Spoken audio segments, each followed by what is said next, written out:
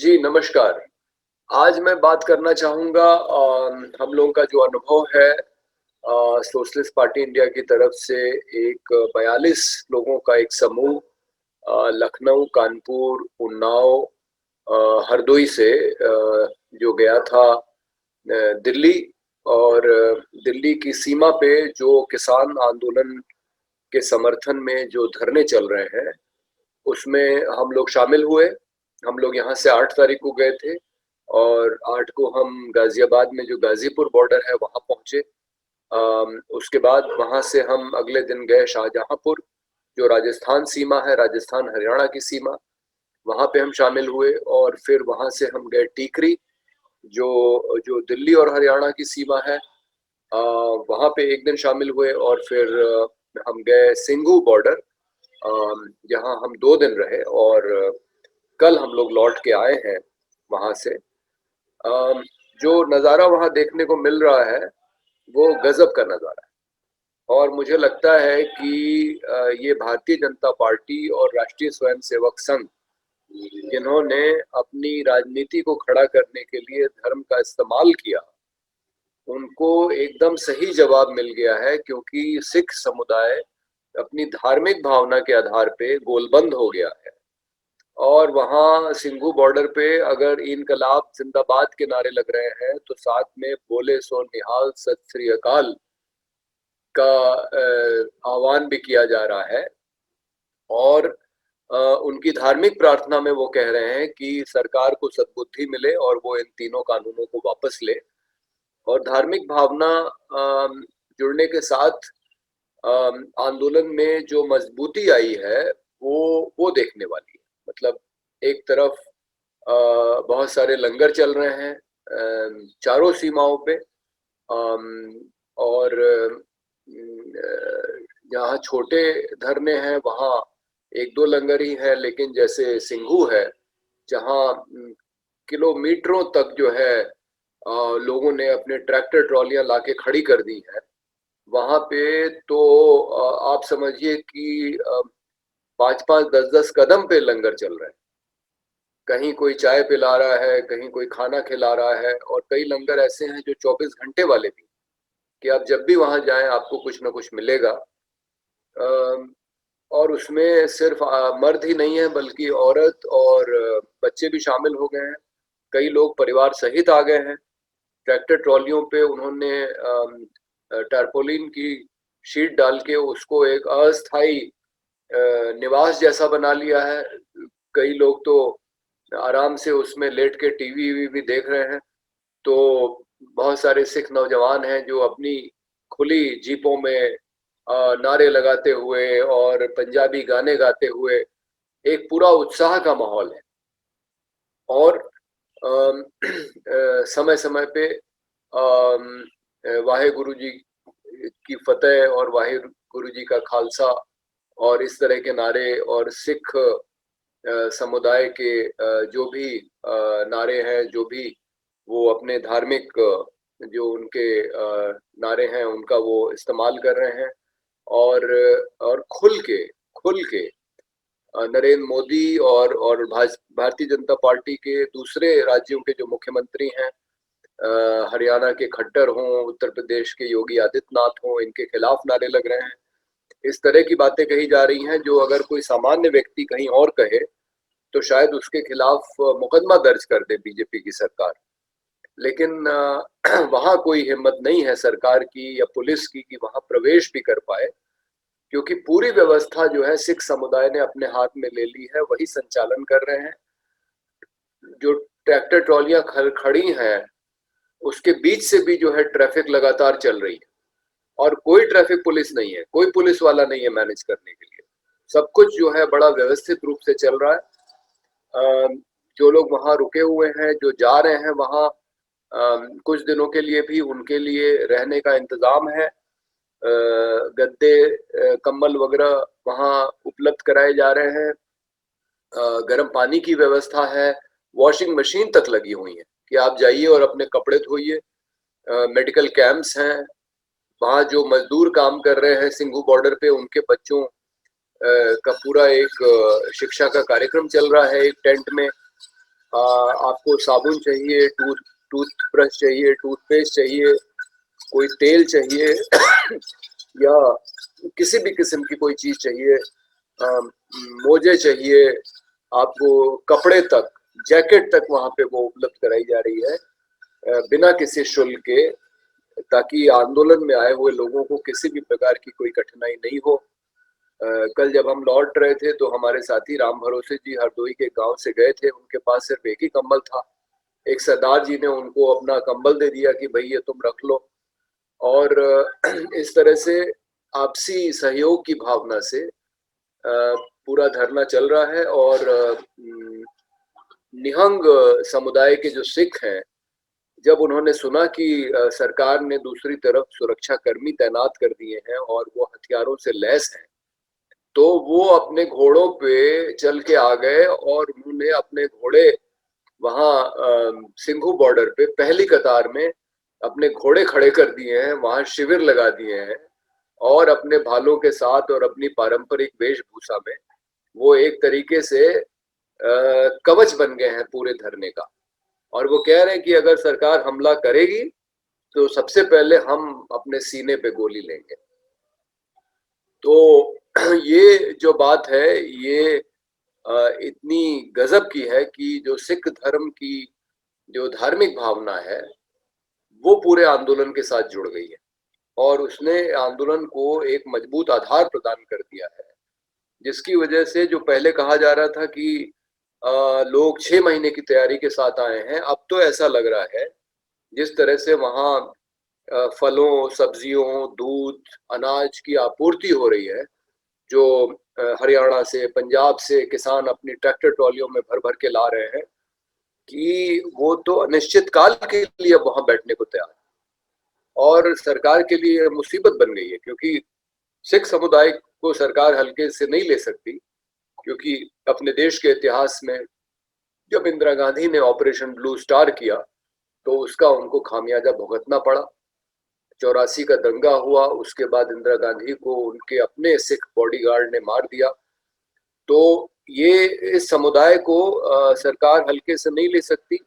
और दूसरी बात ये भी है कि सरकार भी ये हिम्मत नहीं जुटा पा रही है कि पहले तो उन्होंने खूब बदनाम करने की कोशिश की कि ये खालिस्तानी है, आतंकवादी इसमें घुस गए हैं, नक्सली, और तमाम तरीके से तोड़ने की कोशिश की। कानून के पक्ष वाले किसानों के साथ उन्होंने वार्ता शुरू की ताकि ये आंदोलनकारी जो किसान नेता हैं इनके बीच में कुछ फूट पड़े, लेकिन ऐसा हुआ नहीं। जो आंदोलनकारी किसान हैं वो एकदम संगठित हैं, उन्हें मालूम है कि वो तीनों कानूनों को वापस करवाने की मांग के साथ आए हैं और वो इस जज्बे के साथ बैठे हैं कि जब तक ये कानून वापस नहीं होंगे वो वापस नहीं जाएंगे अपने घरों को, इस तैयारी के साथ बैठे हैं। और पूरा माहौल जोश वाला है और मनुष्य की चेतना इस स्तर तक उठ गई है कि सब एक दूसरे का ख्याल रख रहे हैं। सारी सुविधाएं सबके लिए उपलब्ध हैं बिना किसी शुल्क के। और उसमें ये भी हो रहा है कि जो किसान आत्महत्या कर रहे हैं, ये एक एक दुखद पहलू है। 50 के ऊपर लोगों की जानें जा चुकी हैं सरकार के विरोध में, सरकार से तंग आके जो जो लोगों ने अपनी अपनी आत्महत्या कर ली है।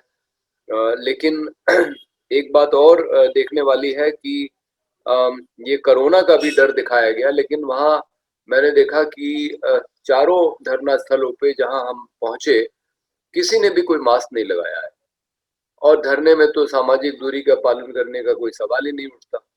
तो लोगों को ये बात भी समझ में आ गई कि ये जो कोरोना के नाम पे इन्होंने एक हवा बनाया कि आप मास्क पहनिए, दूरी बना के रखिए, और लोगों की मीटिंगों पे प्रतिबंध लगाया, कोई आप धरना प्रदर्शन नहीं कर सकते। ये सब एक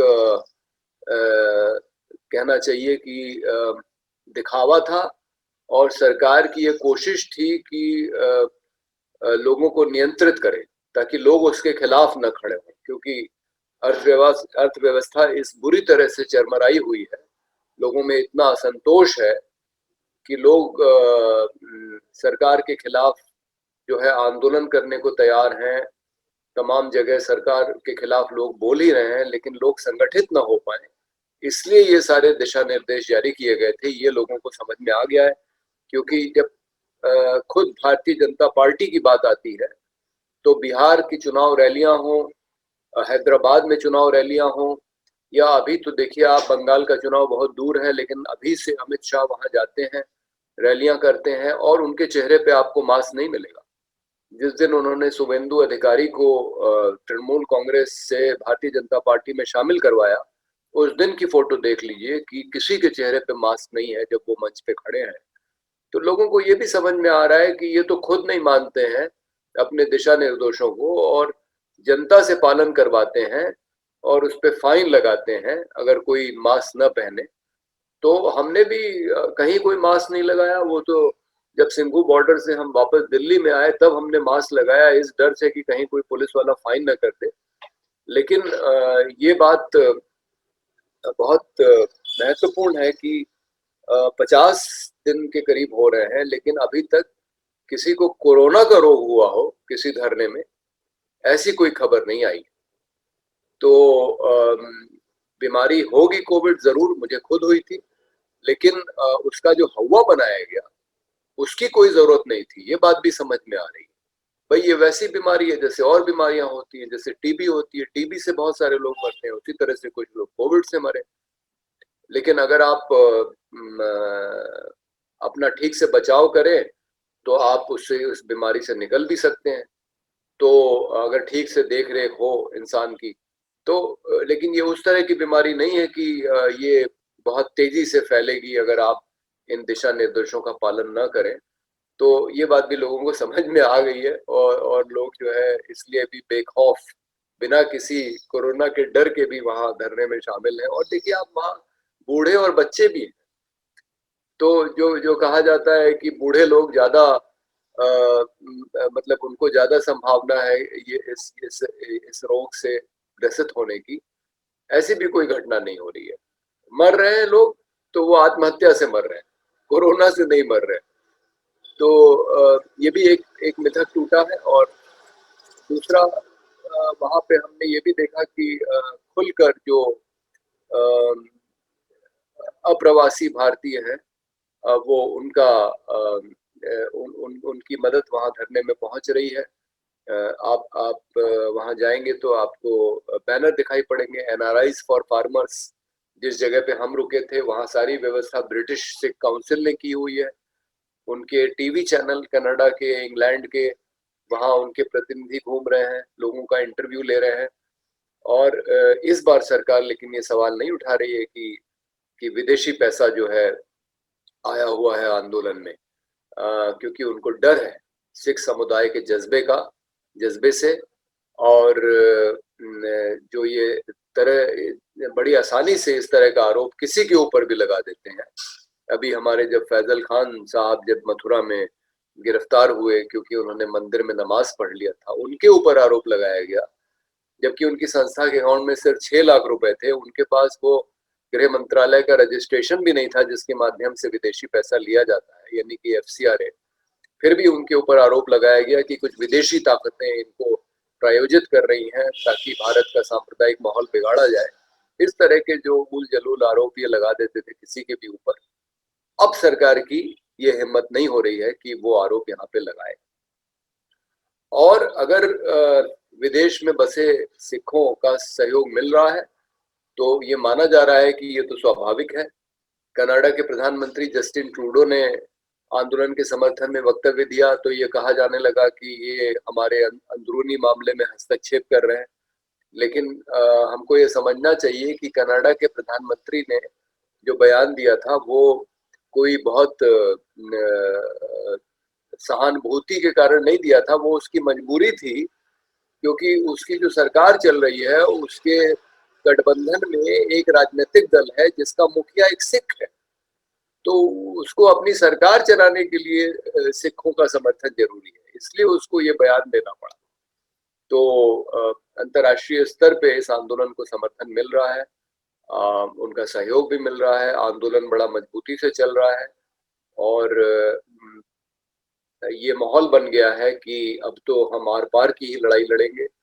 और जो एक एक कुर्बानी का जज्बा, इसके सामने तो मुझे नहीं लगता कि कोई भी ताकत टिक पाएगी और अंततः सरकार को घुटने टेकने ही पड़ेंगे। अब सर्वोच्च न्यायालय बीच में आया है, वो कुछ कमेटी वगैरह बनाने की कोशिश कर रहा है, लेकिन ये बात समझने वाली है कि आंदोलनकारी तो न्यायालय गए नहीं थे। न्यायालय तो कोई कोई एक छात्र चला गया था विधि का, जिसने ये मांग की थी कि रास्ते खुलवाए जाएं। उसने सोचा कि जिस तरह से शाहीन बाग में जो नागरिकता संशोधन अधिनियम के खिलाफ आंदोलन चल रहा था, उसमें किसी ने कोर्ट से जाके और ये आदेश करवा दिया था कि रास्ता खुलना चाहिए, क्योंकि लोगों का ये मौलिक अधिकार है कि वो कहीं से कहीं भी जा सकें और वो बाधित नहीं होना चाहिए। लेकिन सुप्रीम कोर्ट ने जो दूसरा मौलिक अधिकार है अपनी अभिव्यक्ति की स्वतंत्रता का, उसके बारे में कुछ नहीं कहा। और शाहीन बाग का धरना जो है कोरोना के डर के कारण हटवा दिया गया, लेकिन उस तरह की बात इस बार सुप्रीम कोर्ट ने भी नहीं कही। सुप्रीम कोर्ट ने बल्कि ये कहा कि लोगों का अधिकार है आंदोलन करना, सरकार का विरोध करना, अगर वो सरकार से असंतुष्ट है। लेकिन उसने कानून पे के क्रियान्वयन पे रोक तो लगाई है जरूर 2 महीने के लिए, लेकिन जो कमेटी बनाई है उससे किसान असंतुष्ट हैं, किसान नेता। और ये मुझे लग रहा है आंदोलन अभी लंबा चलने वाला है और अंततः सरकार को कानून वापस लेने ही पड़ेंगे। नहीं तो जो टकराव की स्थिति उत्पन्न हो गई है, ये सरकार के बस का तो नहीं है इसको संभाल पाना। देखिए हरियाणा में परसों मुख्यमंत्री खट्टर की सभा जो है नहीं होने दी गई, उनका हेलीकॉप्टर नहीं उतरने दिया गया, उनका टेंट उखाड़ के फेंक दिया गया। तो हरियाणा में लोगों ने ऐलान कर दिया है कि अब मुख्यमंत्री की सभा कहीं भी नहीं हो पाएगी। ये जो माहौल बन रहा है भारतीय जनता पार्टी के खिलाफ, ये धीरे धीरे फैलेगा ही पूरे देश में, इसको सरकार रोक नहीं पाने वाली है। और अंततः उसको, उसने जो गलत काम किया है, देखिए कानून ही गलत तरीके से बना है, क्योंकि राज्यसभा में भारतीय जनता पार्टी का बहुमत नहीं था, उनके गठबंधन का। फिर भी जबरदस्ती हरिवंश जी ने, मेरे मित्र हैं राज्यसभा के जो उपाध्यक्ष हैं, लेकिन उन्होंने बिना उस पे बहस कराए, बिना उस पे मत विभाजन किए उसको जबरदस्ती पारित करवा दिया। वो गलत था, गलत तरीके से कानून बना है।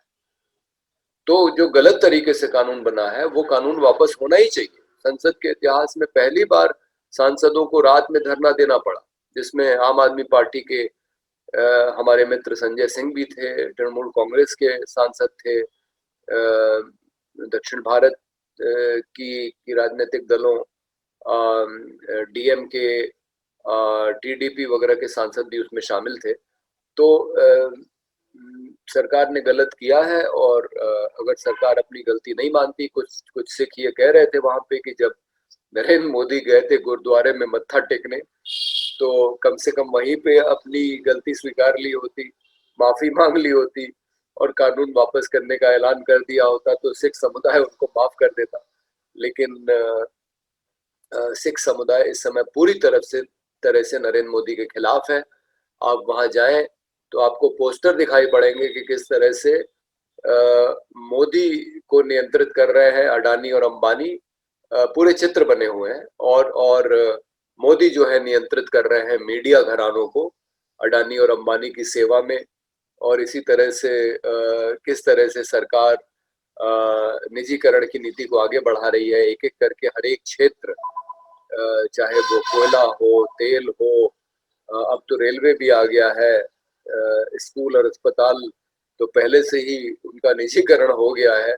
और सरकार अब कृषि में भी निजीकरण की नीतियां लाना चाहती है और एक तरीके से देश को बेच रही है। ये संदेश बहुत स्पष्ट तरीके से इस आंदोलन के माध्यम से जा रहा है। लोगों को समझ में आ गया है कि सरकार लोगों के हित में नीतियां नहीं बना रही है, अपने पूंजीपति मित्रों अडानी और अंबानी के हित में नीतियां बना रही है।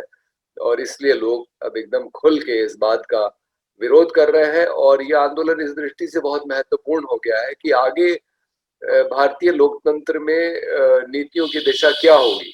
क्या वो पूंजीपतियों के हित में नीतियां बनती रहेंगी, जैसे कि 1991 से बन रही हैं, जब से भारत में निजीकरण, उदारीकरण, वैश्वीकरण की नीतियां लागू हुई हैं, या लोकतंत्र के लिहाज से वो लोगों के हित में बनेंगी। ये एक बड़ा सवाल है जो इस आंदोलन का केंद्रीय सवाल बन गया है।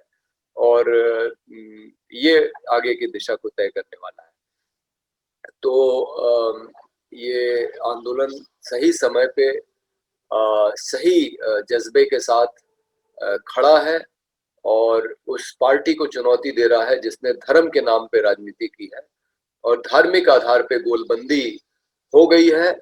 अंतर सिर्फ इतना है कि भारतीय जनता पार्टी और राष्ट्रीय स्वयंसेवक संघ ने एक मस्जिद गिरा के वहां मंदिर बनाने की राजनीति के आधार पे अपनी राजनीतिक जमीन तैयार की और सिख समुदाय अपनी सेवा के भावना के आधार पे लंगर चला के और लोगों की सेवा करके अपनी धार्मिक भावना के आधार पे अपनी राजनीति को खड़ा कर रहा है।